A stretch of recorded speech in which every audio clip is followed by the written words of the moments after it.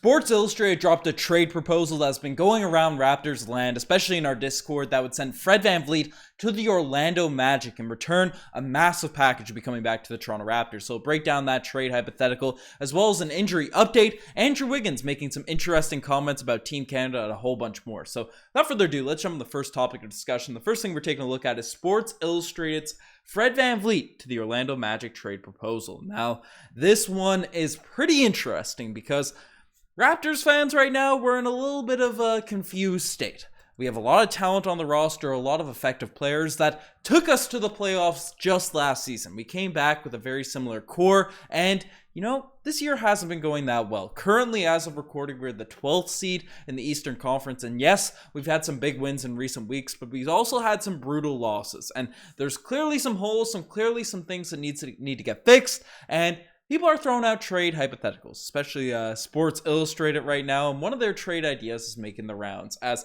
I'll pull it up on the screen here now, they're saying the Orlando Magic, a win-win trade for the Orlando Magic and Toronto Raptors. The Magic get Fred VanVleet, and the Toronto Raptors in return get Cole Anthony, Mo Bamba, Gary Harris, a 2023 first-round pick, and 2025 second-round pick. Now, this one is intriguing. I've seen a lot of people sort of be split about whether or not they do this, but or these Orlando Magic trade hypotheticals in the past, but this one, it seems to be more favorable in terms of Toronto Raptors fans sort of look ahead to it. Now, at first glance, you might say, Ben, how is this a favorable deal? How is this a deal that you could potentially even think about accepting? Fred VanVleet was an all-star last season. He's a champion. He's the leader of your roster, and for all those reasons, it's why I've been very reluctant to be jumping in on the trade Fred VanVleet bandwagon, even though his stats this season haven't been too hot. I mean, you look at the stats this year for Fred, they're not that great. Let's be honest. In 19 points per game, 4 rebounds, 6 assists. The efficiency has been absolutely brutal, with 33% behind the three-point line, 38% from the field. The three-point percentage is slowly, steadily been increasing, but he's currently as I've last looked, like the 5th worst half-court scorer in the NBA. Russell Westbrook is the worst. So Fred VanVleet offensively just hasn't really been able to be that effective. He has been a little bit better as of late, but he's also been dealing with injuries and all that sort of stuff. So he's sort of at a sell low right now. So, I've been reluctant because Fred VanVleet is that guy. But the package in return, this one that the Raptors would receive, I've bashed a couple of these trade ideas, trade hypotheticals in the past, but this one is a little bit more intriguing. Now, it's not really because of the players. Now, there are some good players coming back. I mean, Cole Anthony, 13 points per game, 5 rebounds, 4 assists. He's sharing a lot of minutes with like Jalen Suggs, with RJ Hampton, with all these backcourt players, Markelle Fultz, and down there for Orlando. He's not the most efficient guy himself, but more efficient than Fred VanVleet, obviously at a lower volume with less expectations, but he's a younger player that could be molded into something greater. So Cole Anthony would be a cool guy in return. We'd also be getting a center who Orlando Magic fans haven't been that high on, in particular in within his tenure with Orlando and the emergence of Bol. Not really a guy they value too highly, but Mo Bamba, 8 points, 5 rebounds this season. Block a game, knocks down some three-point shots at the center position, and he's not the greatest defender, even though he's a pretty effective shot blocker, right? He's one of those guys that aren't super mobile, aren't super engaged night in, night out, but is a long guy that, maybe could be crafted into something nice in the Toronto Raptors system. But the reason why this trade is intriguing as a Toronto Raptors fan, you can see it right there. It's not Gary Harris either. It's the 2023 first-round pick. Now, for people that don't know, and if you don't know, you've been living under a rock, there's a generational prospect in this year's draft, and the Orlando Magic are one of the bottom tier teams in the NBA. They're not the worst. They're not dead last, but they're not that great. And even with the addition of Fred VanVleet, I'm skeptical whether or not they'd really drag their way out of the lottery. And, getting Orlando Magic first-round pick, I'm assuming it's unprotected. They didn't specify any specific protections. A chance, even if it's 15% chance at Victor Wembanyama, I think that's high, probably around 10 to 5% chance, along with the Toronto Raptors draft pick, which is currently in the lottery right now. You might have to do it. You might have to do that deal. You give off a Fred, and if you don't think you're going to pay Fred VanVleet and Gary Trent Jr., you have to make a decision between those two guys, and you can get a chance at getting a 7'3" Kevin Durant in Victor Wembanyama, as people have brought up. That's something you have to consider. That's something that has to be brought up. Now, I'm not jumping for joy immediately because it's still a low percent chance of getting Victor Wembanyama, even Scoot. But there are a lot of, from my understanding, from what people have been saying, a lot of solid guys in this year's lottery, right? It could be a cool return, and the risk reward of getting Victor Wembanyama has to be measured. But unless that first round pick is in the package, unless that first round pick is in the deal, right? I'm not doing it without that first round pick. That's essentially what I'm saying. But let me know what you guys think about that potential Fred VanVleet trade package. That was interesting dialogue there. There's been a lot of rumored deals going around. Sports Illustrated gave that one, so I wanted to give my take on it. But the next thing we're taking a look at is Precious Achiuwa and Fred VanVleet injury update. Now, speaking of Fred, we got a little injury update on two guys that have been in and out of the lineup in recent weeks, and it's coming from Josh Lundberg, essentially coming out and saying that there's been no real change to the Raptors injury report for tomorrow's game against Indiana. Fred VanVleet and Precious Achiuwa are still questionable. Porter's still out, and Delano Banton is still down with the 905. So, we had some, there was potential that Precious Achiuwa would be able to return for the Phoenix Suns game, a few days ago. So, also Happy New Year's. I'm, gotta be wishing people Happy New Year at the start of this podcast. It's the second day of January. I'm used to doing the daily vids, but Happy New Year to everyone out there. But before the New Year's last year, Precious Achiuwa was expected to return, but, didn't happen. Didn't end up playing in that game. Now he's questionable again coming into this one tonight.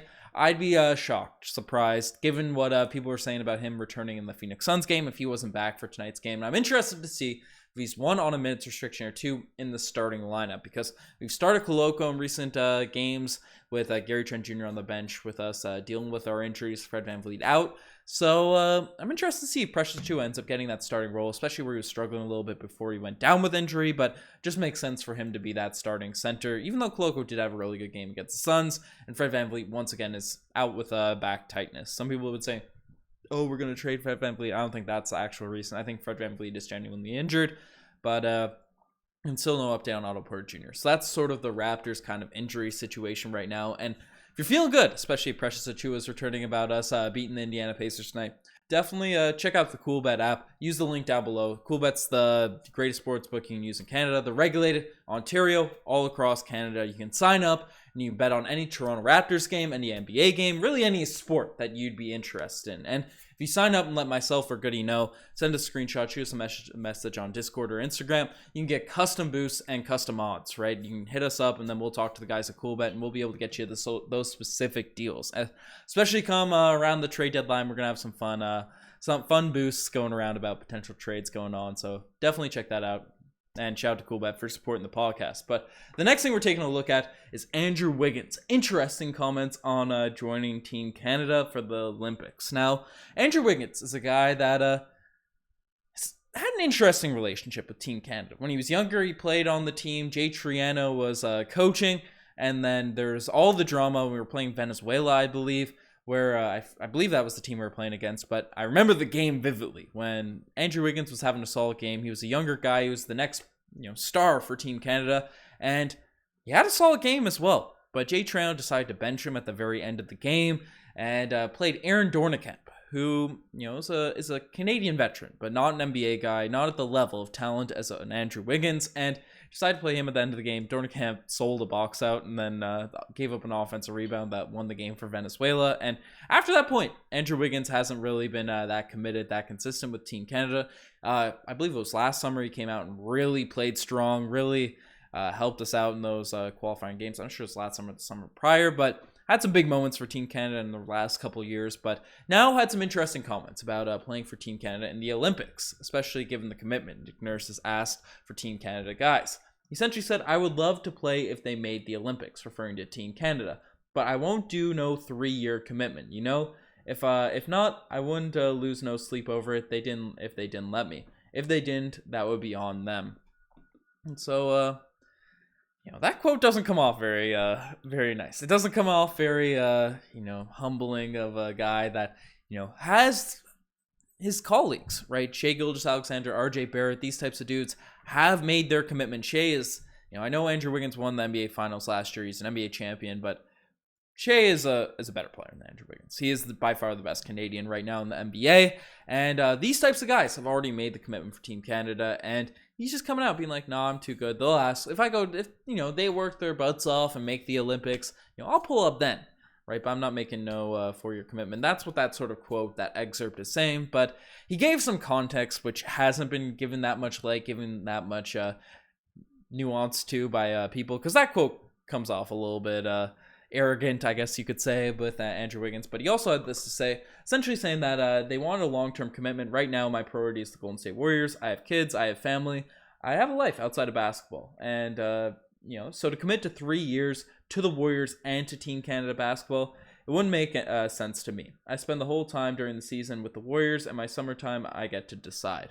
The article and the more quotes essentially went on to talk about how the summers he used to grow his game, improve his skills, and all that sort of stuff. So I get where he's coming from. But to say, oh, it's on them, it's on Team Canada if they don't want to have me for the Olympics after they do all the work to get to the Olympics, it's a bit smug, a bit arrogant, not a great look. And, we have guys like Shea, we have RJ. Team Canada will be fine, Dylan Brooks, all these dudes. So if Wiggins doesn't play, he doesn't play. That is what it is. But as a guy that could be a leader for Team Canada, it's kind of unfortunate he's coming at it with this type of attitude. He could just say, I can't do it. I'm getting older with the Team Warriors. He could have said it a little bit nicer, but I see where he's coming from at least. But the final thing we're discussing in this video is wrong button.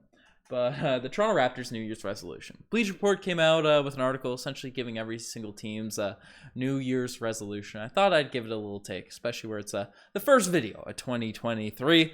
And this is essentially what they had to say about the Toronto Raptors. And the Toronto Raptors still won 48 games a year ago, and they have a point differential of a team that should collect roughly 40 wins this season. That's not exactly a failure, but it remains disappointing, if only because most of the same flaws with the roster that arose last year are still present. Toronto more or less ran it back and is getting the same unbalanced results. There's no reason to expect a ceiling higher than the 2021-2022's first round exit, and the floor to be considerably lower than that. Fred VanVleet and Gary Trent Jr. both have options for next season that could send both into free agency. Moving one or both ahead of the trade deadline could bring back downhill guards or interior bigs that the Toronto Raptors need. But pulling the trigger on a deal that will require facing the truth. The experiment hasn't worked as Toronto has hoped. So, Bleacher Report saying that the New Year's resolution for the Toronto Raptors to get rid of that 6'9" slashing lineup, the strategy hasn't worked, and I think the jury's still a little bit out given all the injuries and stuff, but moves definitely have to be made. I mean, I locked it in. My predictions, I'm thinking a trade will come down the hatch come this trade deadline. So we'll see what ends up happening. But let me know what you guys think in the comment section below. You guys are the best for making this far. Subscribe to the channel if you haven't already. Sign up for CoolBet using the link down in the description. Helps out the channel big time. It's free to sign up as well. So definitely sign up down there. But you guys are the best. I'm signing out. Cheers.